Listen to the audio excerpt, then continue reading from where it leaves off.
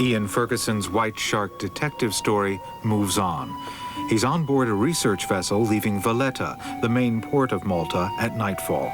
It's headed 50 miles south, halfway to the African coast.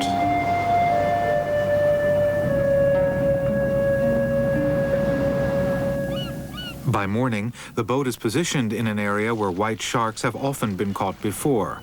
It's dawn and time to start work. Ian and his colleague, Mark Marks, are experts at attracting white sharks. They use chum, a cold seawater soup of minced mackerel mixed with oil. The chum slick floats out into the distance. The idea is to entice the sharks to swim towards the boat by creating a scent trail. The fish soup was the appetizer.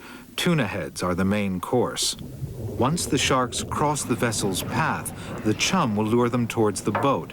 The tuna heads will keep them there long enough for Mark or Ian to photograph them, tag them, and take biopsy samples of flesh for analysis. But here, there are no seal colonies where white sharks could be expected to turn up. Mediterranean whites, feeding on dolphin and tuna, are hard to tempt. This first ever white shark expedition in the Mediterranean has had no luck so far. They're down to the last barrel of chum. Time to start the engines and head the boat back to Valletta.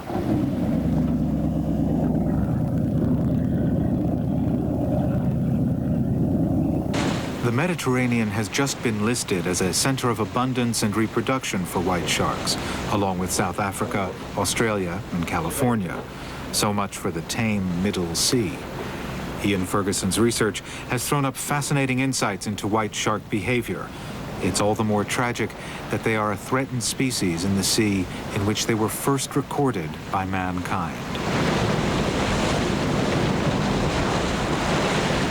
What worries me is that if we look at the northern Adriatic, or the Côte d'Azur, or the Ligurian coast of Italy, where white sharks were once part of the scenery in tuna fisheries through the last century up till about 1950, 1960, they're now so occasional and so rare that it really is a unique capture to see them. But having said that, we've spoken to the fishermen who've caught them on this island. We've spoken to people who've seen them, both from boats and while diving. So they're definitely here, and I will be back, and I hope to be the first person to have the pleasure of putting a tag on a Mediterranean white shark.